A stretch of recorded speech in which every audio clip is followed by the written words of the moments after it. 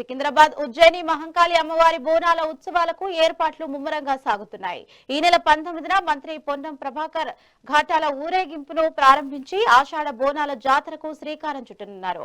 భక్తులకు ఎలాంటి ఇబ్బందులు తలెత్తకుండా ఆలయ ఈవో మనోహర్ నూతన ఉత్సవ కమిటీ వివిధ ప్రభుత్వ శాఖలతో సమీక్షా సమావేశం నిర్వహించారు.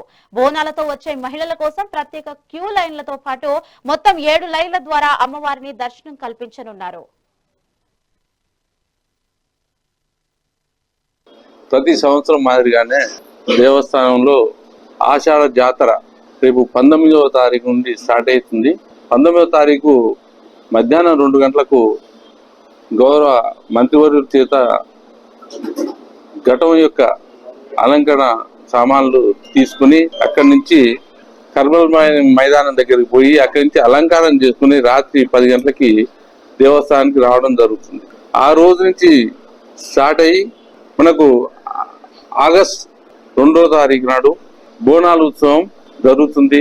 ఇట్టి కార్యక్రమం అంగరంగ వైభవంగా జరుగుతుంది.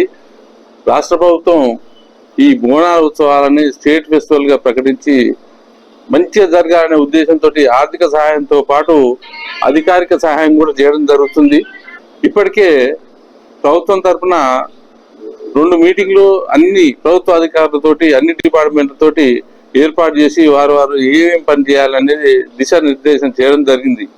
ముఖ్యంగా దీంట్లో మేజర్గా పోలీస్ డిపార్ట్మెంట్ ఉంది, అదేవిధంగా జిహెచ్ఎంసి వాళ్ళది, ఆరోగ్య శాఖ, R&B, ఈ విధంగా అన్ని ప్రభుత్వ శాఖలతోటి కోఆర్డినేషన్ మీటింగ్ చేసి ఏమేం చేయాలని చెప్పడం జరిగింది.